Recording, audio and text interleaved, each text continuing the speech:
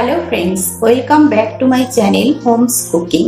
আজকে আমি আপনাদের কাছে নিয়ে এসেছি নিরামিষ এঁচোড়ের কালিয়ার রেসিপি। পেঁয়াজ রসুন দিয়ে আমরা বাড়িতে এঁচোড়ের কালিয়া প্রায় সময় বানিয়ে থাকি। এটা খেতে বেশ ভালোই হয়, কিন্তু পেঁয়াজ রসুন ছাড়াও নিরামিষ এঁচোড়ের কালিয়া খেতে ভীষণই সুস্বাদুকর হয়। নিরামিষের দিনে বাড়িতে এই নিরামিষ এঁচোড়ের কালিয়া তৈরি করে রুটি, লুচি, পরোটা অথবা যে কোনো রাইসের সঙ্গে আপনারা পরিবেশন করতে পারেন। চলুন দেখে নেওয়া যাক রান্নার পদ্ধতি। এঁচোড়ের কালিয়া তৈরি করার জন্য আমি 500 গ্রাম এঁচোড়কে ছাড়িয়ে এইভাবে ছোট ছোট টুকরো করে কেটে নিয়েছি। কাটার সঙ্গে সঙ্গেই এঁচোড়ের টুকরোগুলোকে জলে ফেলে জল দিয়ে ভালো করে পরিষ্কার করে ধুয়ে রেখে দিয়েছি। এখন একটা কড়াই গরম করে এঁচোড় ভাজার জন্য দিয়ে দিলাম 2 টেবিল চামচ সর্ষের তেল। তেলটাকে ভালো করে গরম করে নিয়ে তারপর কেটে রাখা এঁচোড়ের টুকরোগুলোকে এর মধ্যে দিয়ে দিচ্ছি। এঁচোড়ের টুকরোগুলোকে আমি হালকা লালচে কালার করে ভেজে নিব। আপনারা চাইলে এঁচোড় সেদ্ধ করেও এঁচোড়ের কালিয়া তৈরি করতে পারেন, তবে এঁচোড় সেদ্ধ করে জলটা ফেলে দিলে এঁচোড়ের ফুড ভ্যালুটা চলে যায়, তাই আমি এঁচোড় ভেজে রান্না করাটাই পছন্দ করি। এঁচোড়গুলোকে এরকম হালকা লালচে কালার করে ভেজে নেওয়ার পর এগুলোকে কড়া থেকে তুলে নিচ্ছি। তারপর ওই কড়াইয়ের মধ্যে দিয়ে দিলাম প্রায় 3 টেবিল চামচ সর্ষের তেল। সর্ষের তেল দিয়ে এই রান্নাটা করলে রান্নার টেস্টটা ভালো হয়। তেলটাকে ভালো করে গরম করে নিয়ে এর মধ্যে দিয়ে দিয়েছি কিছুটা গোটা গরম মশলা। এর মধ্যে আছে 2টো তেজপাতা, একটা ফাটিয়ে রাখা শুকনো লঙ্কা, হাফ চামচ গোটা জিরে, 2টো এলাচ, 2টো লবঙ্গ, 1 টুকরো দারচিনি এবং 1 টুকরো জয়িত্রীর পাপড়ি। ফোড়নগুলোকে কয়েক সেকেন্ড ভেজে নেওয়ার পর এর মধ্যে দিয়ে দিলাম 2 টেবিল চামচ পরিমাণ আদা বাটা।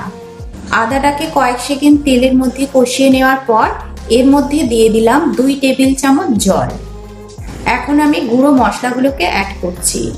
দিয়ে দিলাম 1 চামচ লঙ্কার গুঁড়ো, 1 চামচ হলুদ গুঁড়ো, 1 চামচ জিরের গুঁড়ো এবং হাফ চামচ ধনে গুঁড়ো। এখন সমস্ত গুঁড়ো মশলাগুলোকে ভালোভাবে মিশিয়ে এটাকে কষিয়ে নিতে হবে যতক্ষণ না পর্যন্ত মশলাটা থেকে তেল ছাড়তে আরম্ভ করবে। আদাটা কষে নেওয়ার পর জল দিয়ে আমি গুঁড়ো মশলাগুলোকে অ্যাড করলাম, তাতে মশলাগুলো পুড়ে যাবে না এবং আদাটাও তেতো হয়ে যাবে না। এখন মশলাটা থেকে তেল ভেসে ওঠার পর এর মধ্যে দিয়ে দিলাম একটা বড় সাইজের টমেটো বাটা আর দিয়ে দিলাম স্বাদ অনুযায়ী নুন।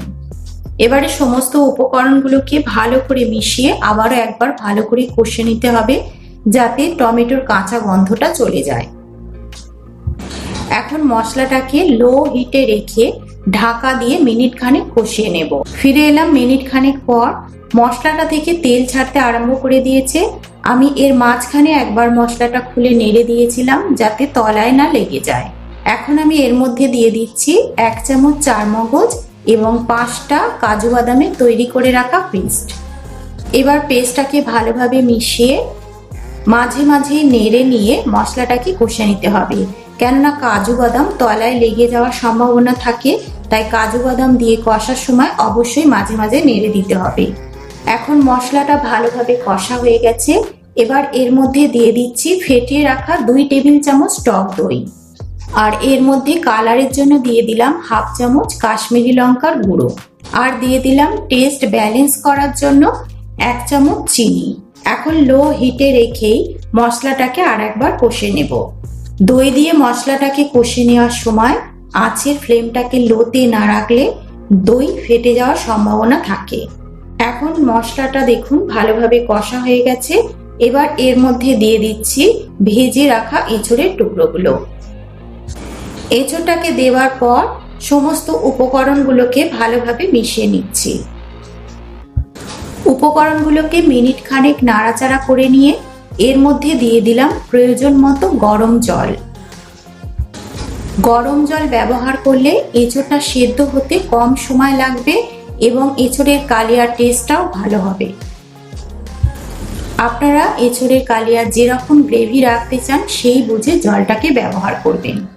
এই পর্যায়ে আপনারা এঁচোড়টাকে কড়ার মধ্যেও সেদ্ধ করে নিতে পারেন, কিন্তু তাড়াতাড়ি সেদ্ধ করে নেওয়ার জন্য আমি এটাকে প্রেসার কুকারের মধ্যে দিয়ে দেব। এঁচোড়টাকে আমি প্রেসার কুকারের মধ্যে ঢেলে দিয়েছি।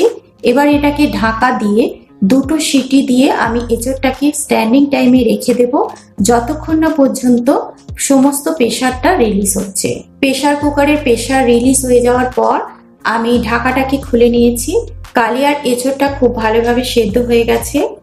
একটা এঁচোড়কে আমি চামচ দিয়ে তুলে দেখিয়ে দিচ্ছি, দেখুন এঁচোড়টা কত সুন্দরভাবে সেদ্ধ হয়েছে। এখন আমি এর মধ্যে দিয়ে দিচ্ছি হাফ চামচ গরম মশলা এবং হাফ চামচ ঘি। ঘি আর গরম মশলাটা দিয়ে এঁচোড়ের সঙ্গে ভালো করে মিশিয়ে দিলাম। পরিবেশন করার জন্য এঁচোড়ের কালিয়া একদম রেডি। এখন একটা সার্ভিং বোলের মধ্যে আমি এঁচোড়ের কালিয়া পরিবেশন করছি। এঁচোড়ের কালিয়ার কালার এবং গঠন দেখে বুঝতেই পারছেন যে এটা কতটাই সুস্বাদুকর হবে। আমার এই এঁচোড়ের কালিয়া রেসিপি আপনাদের কেমন লাগলো অবশ্যই কমেন্টে জানাবেন। আর আমার চ্যানেলে যদি আপনি নতুন দর্শক বন্ধু হয়ে থাকেন তাহলে রিকোয়েস্ট রইল আমার চ্যানেলটিকে সাবস্ক্রাইব করার জন্য। পাশে থাকা বেল আইকনটা অবশ্যই প্রেস করে দেবেন যাতে যখনই কোনো নতুন রেসিপি আমি আপলোড করব তখন আপনাদের কাছে নোটিফিকেশন সবার প্রথমে চলে যাবে। যারা আমার চ্যানেলটিকে সাবস্ক্রাইব করে নিয়েছেন তাদের অসংখ্য ধন্যবাদ।